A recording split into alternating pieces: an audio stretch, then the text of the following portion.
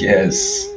Cryptic Codex, welcome. I'm Joey. We're gonna get in some weird and creepy TikToks. Let's go. Someone would have just communicated this better in high school. The trumpet's horn is creating specific waves due to the horn's geometry, tuning it to those waves. Guitar strings do the same thing with the thickness of the wire and how long they're stretched across the guitar. You record that, the camera's frame rate will show you what's going on, like the trumpet with the fire. How fast the wave is going determines the note you hear.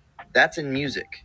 Color works exactly the same way. Geometry creates the harmonic relationship between all waves. The waves fit perfectly inside each other. That's the harmonic series. Our best architecture and nature's best architecture use that principle.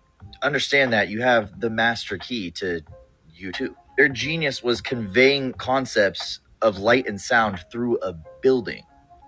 Organ, piano. If you know how that works, you can play pretty much any instrument. They all work the same. Those harmonics work the same in electromagnetism. You can map each color of the rainbow to an electromagnetic frequency. And like the prism, it can be manipulated using geometry. You learn by experiencing. It makes sense why things like EDM are improving people's mental health. It's literally reconnecting you with that. Didn't know that. Oh, in the fucking making. Hey, videotape that shit. Dude, that shit is just rolling. That's a fucking video. It's like a bubble. It's an orb. I got an orb on video right now. A fucking orb. What the fuck? Unedited. Oh my god. What the fuck? Oh my god. Oh my god. Oh my god. It's on the surface of the water. It's on the surface of the water. It's just skimming across the water right now. I mean, it seems like It's a not genuine above the water. response. It's on. Oh! Whoa. Shit. The most disturbing things ever said by astronauts. Oh, In God. 2003, Chinese astronaut Yang Liwei was the first person from China to go to space. He was sent up all alone when suddenly, at one point during the mission, he hears a knocking sound on the outside of his spaceship. He recalls it as someone knocking the body of the spaceship, like hitting an iron bucket with a wooden hammer. He wasn't even able to recreate it, and to this day, experts have no idea what it could have been. During the Apollo 11 mission in 1969, when Neil and Buzz were on the lunar surface, Neil Armstrong unexpectedly switches to a medical communication channel and spoke directly to the chief medical officer, saying, and I quote, "They're here, they're parked on the side of the crater, they're watching us." This was revealed in a documentary by former NASA employee Ken Johnston, but the original recordings are, of course, highly classified. Rumored to be a part of the infamous Apollo 11 missing 2 minutes, where on record, Mission Control lost radio contact with the astronauts due to technical difficulties. In another 1995 documentary interview, former NASA astronaut Franklin Story Musgrave claimed to have been followed by a white 8-foot-long snake floating through space, saying, quote, "On 2 of my missions, and I still don't have an answer, I have seen a snake out there, 6, 7, 8 feet long. He said it appeared rubbery and followed him for quite a long time, floating in or near Earth's stratosphere." In the same interview, Musgrave also cryptically states that other civilizations have been around for millions of years that are doing unimaginable kinds of things. But they were probably all just joking. World wars change worlds. And if you have a global agenda, then global problems allow you to offer global solutions. This is an agenda that's projected a long way forward. The Muslim world being brought into a war with the political Zionism, what today we call Israel, and that this would, in my terms, create a vortex that would draw in the world, in our terms, America, the European Union, NATO, into this war. I mean, I know it's hard to believe for anyone frickin' sane. And then you've got what I've been saying now way back in the 1990s. The idea is for this Third World War to involve Russia and China against the West. Yeah. And what's opening up in the Ukraine, while all this is starting to go on in the Middle East, is another front against Russia. The United States is preparing for a war against Russia through Ukraine, and that what they plan is to try to take Crimea back. Saudi Arabia and Qatar, there are 51st states of the United States, there are many of those, mind, funding this ISIS and funding this terrorism, while the Americans, who could tell them to stop any time, are saying, are condemning the very terrorism that their 51st states are supporting. Well, the picture's so bloody obvious. It's a setup. When you look at it from this perspective, what is happening in the Middle East is not random. None of it's been random. Libya's not been random. Syria's not been random. None of it. And ISIS certainly isn't random. It's part of this long-term plan to take over the world by creating enormous chaos to which they can offer the order out of the chaos, their order, their new world order. When we realize that, we can see that events are not random, but coldly calculated. These people are sheer, undiluted evil. And people need to understand that. Otherwise, they will reject that anyone could do what they're doing and kill and maim and slaughter so many people. They can do it because they have no heart, they have no empathy, they have no emotional compassion, and thus mayhem is their currency, and they have no emotional consequence. They are not like us, so don't judge what they'll do by what you would do, because it ain't the same thing. And that's David Icke, and people have been calling him crazy for decades. But then that's 11 years ago, and what he said there is pretty accurate. That's crazy. What is the likelihood this is true? I mean, you know a lot more about this than I do, but given the fevered speculation, given the outrage from a lot of conventional scientists who dismiss it all as total bullshit, what do you feel? What's your gut feeling about this? Well, it connects into a larger, like I said, a larger research effort that I've also been involved in terms of prehistory. So my gut is that I want to try and trust that these people truly do believe that they have got conclusive evidence, because they're not just, random academics who haven't actually proven their case before. Filippo Bionde is an accomplished scientist in his field. And it's also important for people to know that a 4-hour in-detail presentation has been released on YouTube through the team's social media manager. So you can find her YouTube channel by searching Expedition Nicole, and then it's Cicolo or Cicolo, which is Ciccolo, Nicole Cicolo.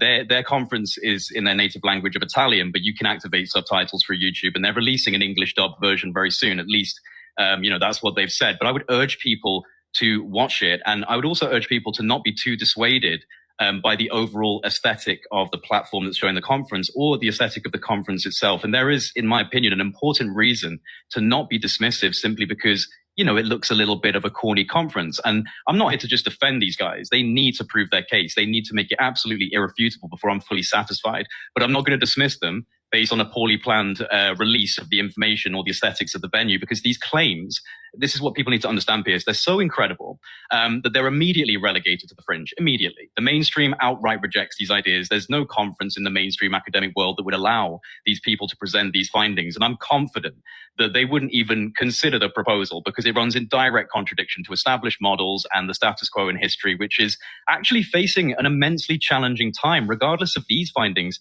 simply in relation to other regions of the world that contradict the established timelines for how advanced we were in prehistoric past. Göbekli Tepe in Turkey is a prime example, where we truly believe that region was populated by hunter-gatherers. Lo and behold, this incredibly ancient megalithic network has been found and is still being excavated today. And so these scientists are being forced into the fringe conferences, in my opinion. They have to operate in this environment. And so I'm willing to give them the benefit of the doubt, but I would also say that their method of release has been pretty poor. Things are changing, but it's going to be a weird transition to really get everything out there and everyone to be on the same page.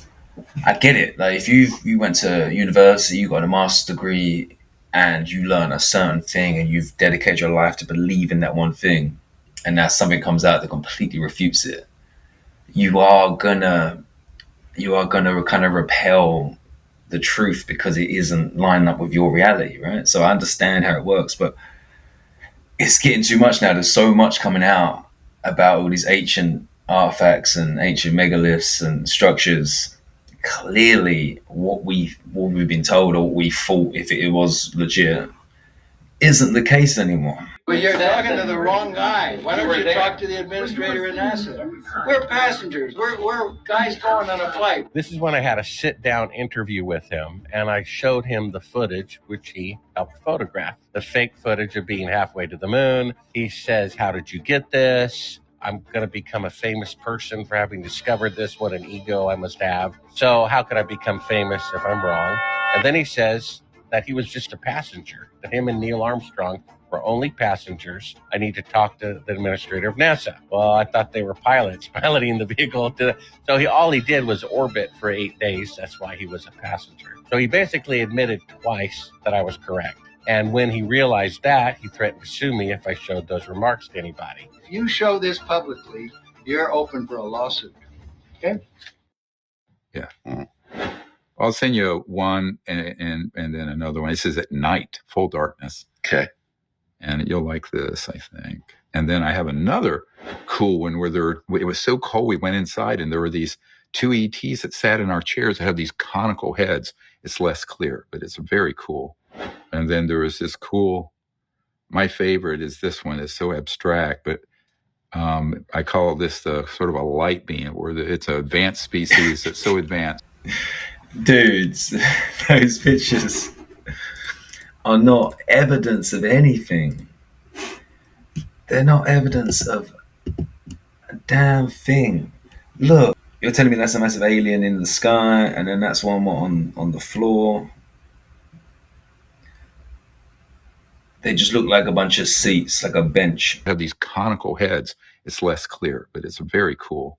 And then there was this cool, my favorite is this one. It's so abstract. I don't understand how he's bringing this stuff out. Like, surely no one's looking at this stuff and be like, oh, wow, these are aliens. Like, surely not.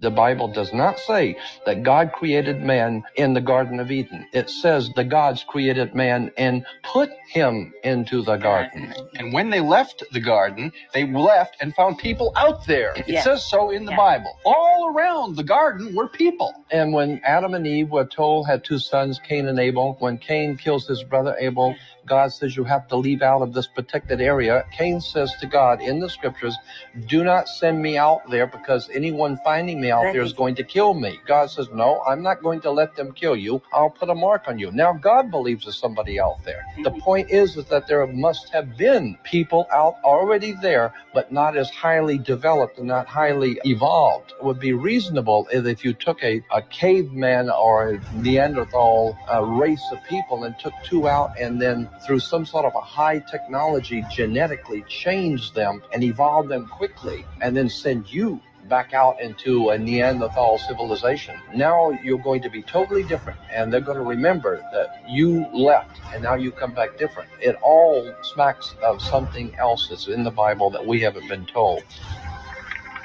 I remember in school, I was like 15 maybe, and I genuinely asked in religious studies, whatever you want to call it, so if Adam and Eve were the only two people on the planet, and then they had two sons, and then Cain killed Abel, how did civilization start from there? I remember the whole class laughing, and I was a shy kid, so I definitely wasn't taking the piss. But the teacher just thought I was taking the piss. She had no answer for it. And I got in trouble. I got told off. Like, I didn't know that. I wish I knew that. Like, if that says that in the scripture, she should have known that. I was watching this documentary today. It's a new James Fox documentary about a UFO landing in Brazil in 1996. Holy shit, it's incredible. I had no idea that there's a city called Varginha in Brazil. And in 1996, according to everyone who was there, according to medical records of people who were there, they blocked off, the military came in, cordoned off the area. They recovered a crashed UFO. And there was living creatures that people came in contact with. And one of them was this tiny little thing that this guy carried.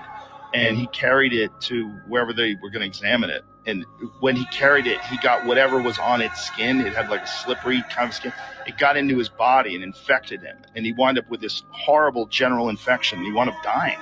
His body shut down. His immune system shut down. His body didn't know what the fuck to do with this alien thing that he was interacting with. There's real records of this guy contacting this thing, grabbing it, carrying it in. All these people witnessed it. And then this guy winds up with this insane infection shortly thereafterwards. That's all. That story sounds crazy. I need to look into that. But that alien definitely isn't real. That looks like a movie prop.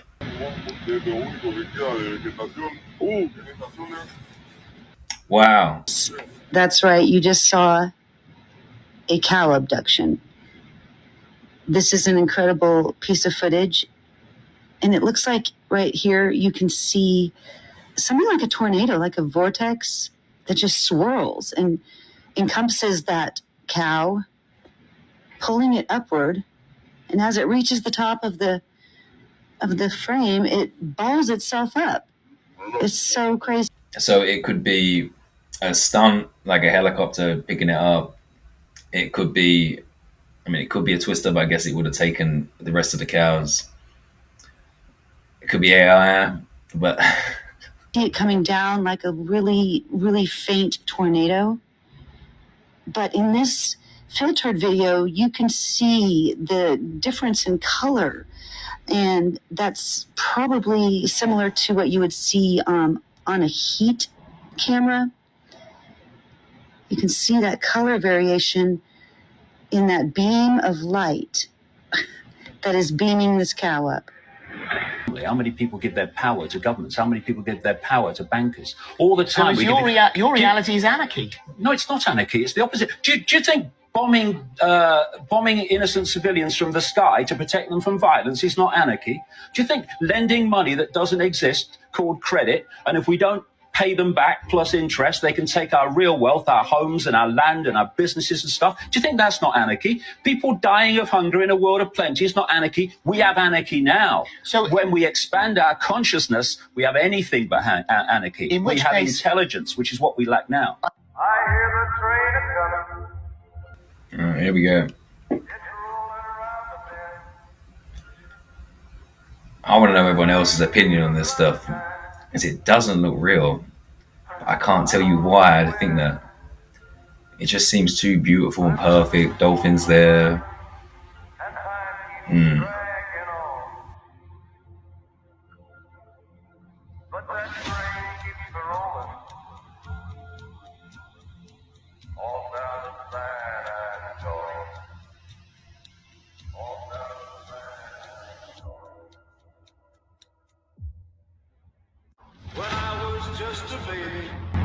They look good. My mama told me so. It makes no sense. Always be a good boy. Don't ever play with guns. I would love to know what you guys think, man. This next video was taken at a storage facility where a father owns a storage unit containing obscure vintage items. The facility is well known for being creepy, but it's the contents of this unit that's by far the creepiest. Among all things inside is a toy monkey that the father knows is worth a lot of money. Although initially not wanting to sell the doll, he now hopes that someone would buy it off his hands as soon as possible. Ever since having it, the stuff inside his unit would move on their own. Now, noise complaints would often be made by employees who accuse the man of living in his storage. But after setting up a camera to show that it's the stuff inside being thrown around, he captures this. Fuck's sake. This shit moves.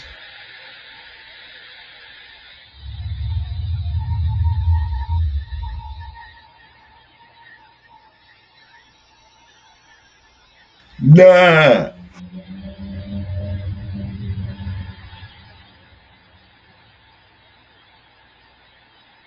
It's like it notices the camera or something.